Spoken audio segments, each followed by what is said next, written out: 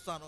పేతురు పత్రిక, ఎందుకంటే అది మనకు సంఘానికి చాలా ఇంపార్టెంట్ విషయం. అది పేతురు పత్రిక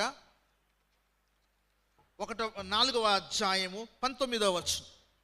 కాబట్టి దేవుని చిత్త ప్రకారము బాధపడువారు సత్ప్రవర్తన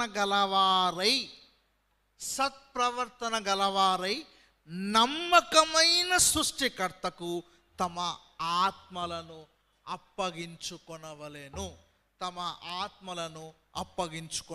కాబట్టి నమ్మకమైన వారంగా మనము దేవుని ఆత్మలను మనము మరణ పర్యంతం వరకు నమ్మకంగా ఉందాం. ప్రభు కొరకు మనం పాపాలు చేస్తే పాపాలను ప్రభు సన్నిధిలో ఒప్పుకుందాం. ప్రభు రాత్రి భోజనం తీసుకునే ముందు మనల్ని మనం సరి చేసుకుందాం. ప్రభు మనలో పాపాలుంటే ప్రభు నన్ను క్షమించు అని మనం సరి చేసుకొని ప్రభు రాత్రి భోజనంలోకి వెళ్దాం. ప్రభు రాత్రి భోజనంలోకి వెళ్ళి మనం పరిశుద్ధపరచుకుందాం. పరిశుద్ధ కలిగి జీవిస్తూ ప్రభు రాకడకు సిద్ధపడదాం.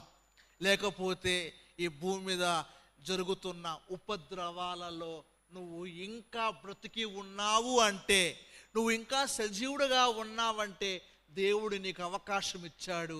ఏంటంటే నువ్వు మారి ప్రభు కొరకు పరిశుద్ధంగా బ్రతకమని. ఎన్నో తుఫాన్లు వచ్చాయి, ఎన్నో భూకంపాలు వచ్చాయి, ఎంతోమంది మనుషులు చనిపోతున్నారు. కానీ వాళ్ళకు సమయం లేదు మారు మనసు పొందటానికి. కానీ నీకు సమయం ఉంది. కాబట్టి నువ్వు సమయాన్ని వృధా చేసుకోకుండా ప్రభు కొరకు మరి తీర్పు ఉంటుంది కాబట్టి, ఈ లోకానికి తీర్పు ఉంటుంది కాబట్టి పరిశుద్ధంగా బ్రతకటానికి ప్రభు కొరకు బ్రతుకుదాం.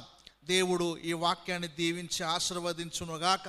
మీకు దేవుడు మంచి వాక్యం ఇస్తే దేవుని గట్టిగా చప్పట్లు కొట్టండి.